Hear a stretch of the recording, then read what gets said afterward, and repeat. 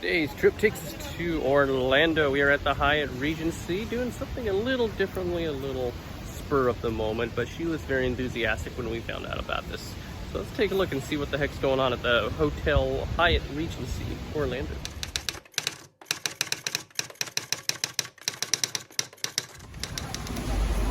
Alright, it's the Barbie truck tour.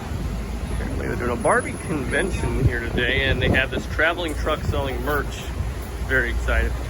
All in honor of the new movie coming out later in July. Looks like they're sold out of a lot of stuff already though. Pretty popular. What do they have here? Let's zoom in a bit here. They got cups. And what is that? Is that a bathrobe?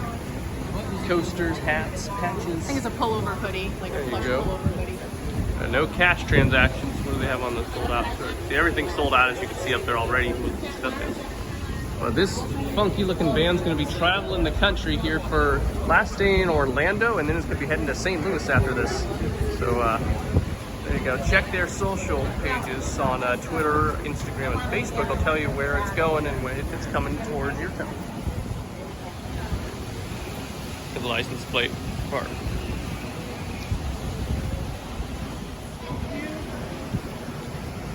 Perfect for this bright, shiny Barbie weather.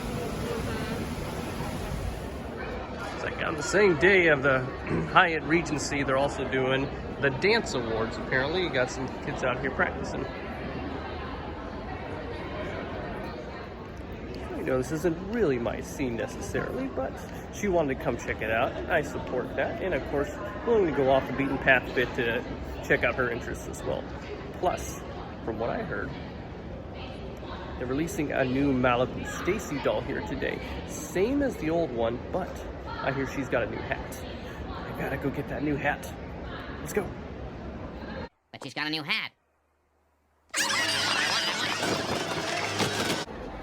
So also around here, they have little photo ops, both human size and doll size. And of course, my traveling mascot buddy decided he wanted to partake in it as well. This is the best day. This is Wandering Wade Wilson. Probably don't recognize him from Instagram because he doesn't have a very big following, but here he is, ready to partake and enjoy his picnic day. Let's see what other shenanigans he can get into. Let me move this out of the way. This is the most ridiculous thing that I've ever done on this channel. I'm dying. Goodness. And again, this is all her idea, sir. You have her to blame for this. Or you have her to thank for this, excuse me. What do you think, little Wade? You having a good time? Kind of cute. So excited. All right, we just met a wonderful designer of doll clothing here, Laylee M. Doll. This is one of her beautiful pieces. That lovely dress this doll's wearing was designed by her. And the earrings. And, if I may. Nice. Beautiful work there you did, ma'am. Oh, thank you. I'm so excited to be here and excited to meet you guys as well. Yeah. We really met outside and just chilling. That's just what we do, is convention right. life. Yes. And she told us, I guess, today is free to check out the vendor hall, I guess, today, right? Yes, so they came in and I'm sure you got your pictures in the Barbie box. Oh, yeah. Oh, on our way there, We checked out the van first, and they were, sold out of all this thing, but that's all right. Okay.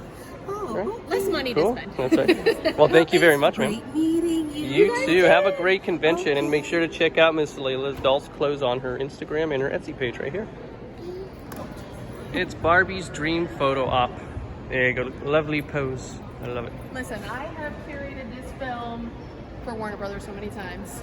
Context with that. That's our multimedia work Our from day home job. yeah. Exactly. There you go.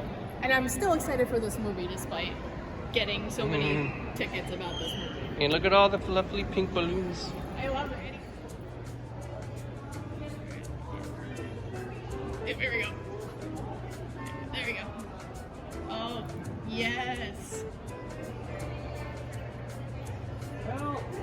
Help! Don't leave me! Bye! Bye! Bit of inaccurate information, unfortunately, because I was the impression that today it would be free admission into the vendor halls, but it's still a very small fee. What was it, $8? It's $10 per person. Which means we're probably going to skip it. We got some cool photo ops. We got a couple nice people in the lobby. I won't be able to check out Malibu Stacy's new hat, but that's okay. I'll see if I can find it online being scalped from someone. Probably Smithers, I bet. Smithers! The alligator sculptures of Craig T. Usler. A few gators over here by the lake. But if they seem wild and unrestrained, it's because they have yet to encounter this guy, a gator wrangler. Look at the look on his face, he knows what he's doing. And these sculptures are outside of the Orlando History Center. We visited this before, back when they had the Myths and Monsters exhibits. Even though we're not going in today, it's still interesting to see some of the temporary exhibits they have on set, including this one, Music and Mayhem for Orlando's Underground. It's pretty cool. Another interesting sculpture here in downtown Orlando. This one's called Global Convergence, solar-powered light sculpture by D.D. Morrison. We're in the daylight, of course, so it's charging up right now until after nighttime. But it's pretty cool. Look at all these fish on it. You could even take a peek inside the inner workings. See some of the solar panels, I think, in there, getting ready to charge up for a nighttime display. I don't know what this is for. Go ahead and scan it if you want. Maybe it gives you more info about the sculpture itself.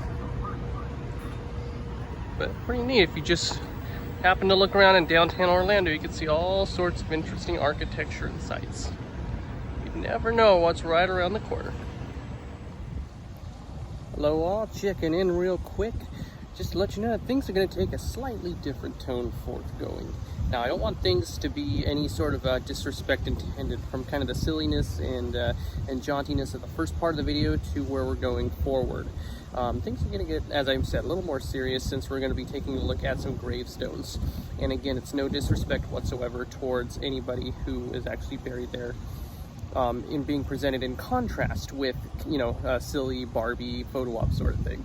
Just sort of a basically just kind of show how distinct Orlando can be, where you can spend a single day doing all these sorts of different activities.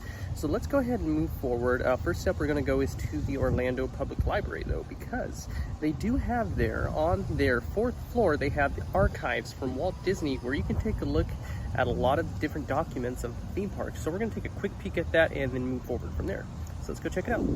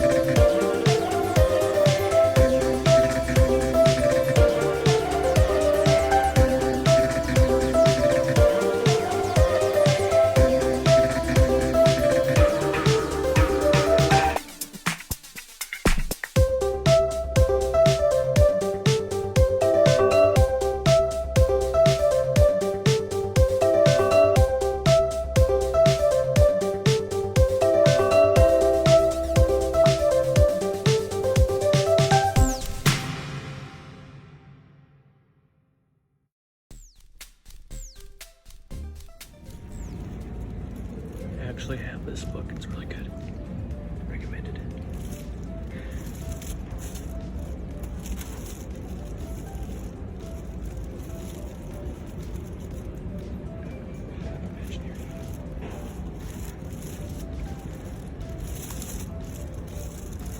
It's one of my favorite animators.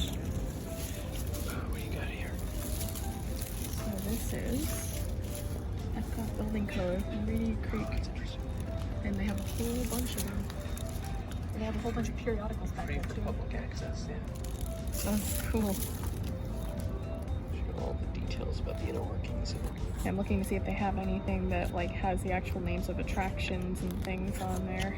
Let's see, attic, assembly. I think it would be like under a track.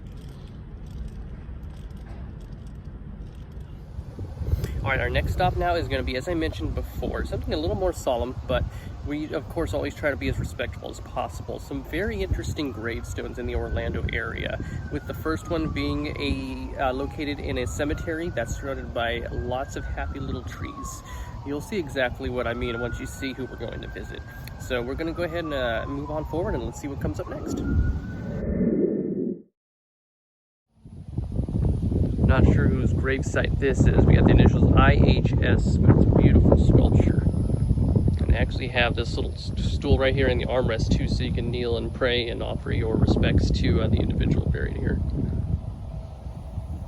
Very pretty cemetery. In the distance there, you can see a whole lot of cars. There's a huge service, tons of people heading towards the back eastern corner of the cemetery back there. Away from the direction we're heading there, so that way we're not going to be interrupting their service or disturbing them. Let's proceed onwards. It's a beautiful memorial right there for Jonathan Michael Ferrer. He was only in his mid-20s. Do less of the markings here. Little dog in the back's a cute touch. If we pan up, we can see right here the Venezuelan flag and this beautiful bench with an inscription on it. And then right above it, I don't think this is part of Mr. Ferrer's grave, but these sculptures of these praying hands are beautiful as well. So we've got this entire thing set up for this one young man. It's a great memorial. Unfortunately passed away in his 20s, but at least he has this beautiful place to remember him. Including that little dog. I like him. We have found our destination. Mr. Bob Ross. October 29th, 1942 to July 4th, 1995, 4th of July. I didn't know So that. he just, yeah, so he just had his almost 30 years, wow. Because today is what, July the 9th, I believe? Yes. July 8th. Oh, July 8th, yeah, see, so that's why someone left these 4th of July themed And the sparklers. here, exactly. Little Bob figurine, that's cute. There he is. Interred here at Woodlawn amongst all the very happy little trees. And gorgeous sculptures too. Well, thank you, Bob. Hope you rest in peace. That's all right. Because, you know, we don't make mistakes. We have happy accidents. And that's when you really experience the joy of painting. There's more beautiful sculptures out here in Woodlawn. Look at the details on these.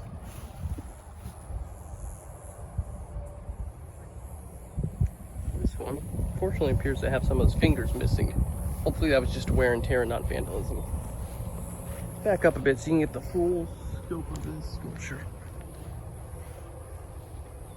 Look at that, it's amazing, huh? Beautiful. And then, from here, in the distance, you could still see Bob Ross's grave. Right there with the little American flag poking out. I'll try to put an arrow so you can see it from this distance. But he has a nice view of this lovely sculpture. Wasn't really able to find any information on this one, but it's a pretty neat little sculpture of a car. Got some nice details too. Look at this, you can see the steering wheel and the dashboard and everything. No marking. I know some people are very attached to their cars in life, and so sometimes they'll have their vehicles very interred with them in death. So I was wondering if that was the case here, but I couldn't find any information on it. So for now, it's going to stand as an interesting little curiosity. But that's going to complete our quick tour of Woodlawn Cemetery. As you can probably hear the thunder and see the clouds, that they probably got some bad weather rolling in. And with Florida, you know, it's also pretty darn hot, even though it's going to start raining soon. But mission accomplished, finding Mr. Ross's grave and taking in a few of the other lovely sites out here at Woodlawn. So for now, we're going to bid adieu to this wonderful, lovely resting place. And everybody interred here, wish you all rest in peace. Take care.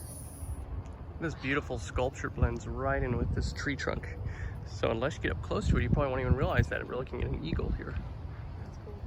And even better, the natural foliage growing out of it just seems to work to the effect.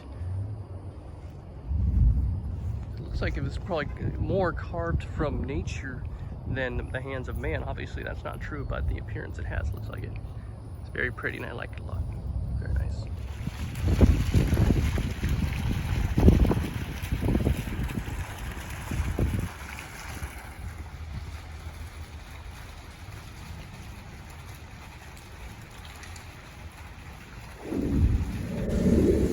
just might be one of the most unique cemeteries that you'll ever see. This is, of course, as you can see, the Vineland Cemetery, established in 1924, but there are only 2 graves, Corporal Washington Ludwig and Mr. Charles Foster.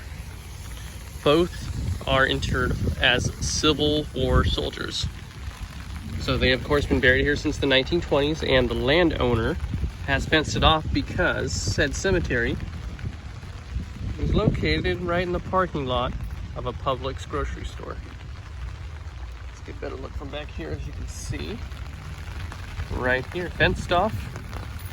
Just 2 Civil War soldiers buried right here in the middle of the shopping center.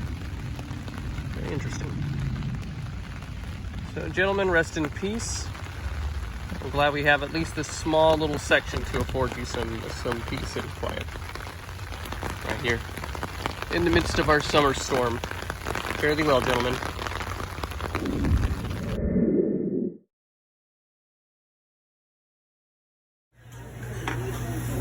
It's the holy grail of onions. There we go. Whoa! Hey, happy birthday. Happy. Whoa, look at that. Oh my goodness gracious. All right. Fantastic. How do that?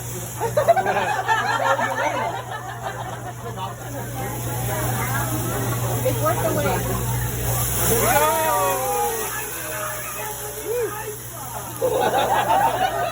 What do you say? Hey, all right, hey. Whoa.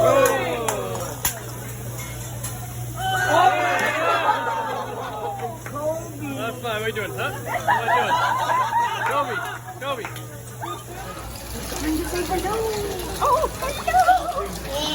What do they just put fish food in there? It looks like. Oh, da-dum,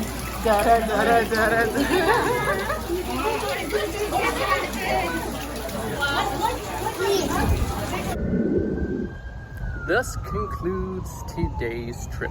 Our adventure took us to some very interesting places, some different locales, and some different sites all throughout Orlando. A very interesting and distinct city. So we're gonna cap it off with our next awesomely awful joke. Today's joke is from our friend Steve. I'll put his Twitter handle below so you can check out his page if you'd like. Super friendly guy, super supportive of the channel.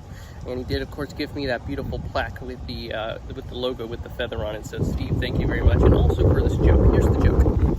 What do you call a fish with no eyes?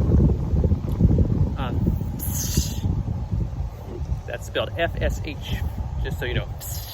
In fact, you know, I think if you go back and watch the most recent Ghostbusters movie, Ghostbusters Afterlife, I think they actually cribbed that joke from Steve and they put it in the movie. So Steve, if you're watching this, let me know if they ever gave you any credit for taking that joke. I really hope they compensated you for it. And that's going to do it for today. So we got a lot more to see, more adventures coming up, more places to travel, and more sights to see. So stick with me. Let's see where the road takes us, and we're going to have a great time. See you then.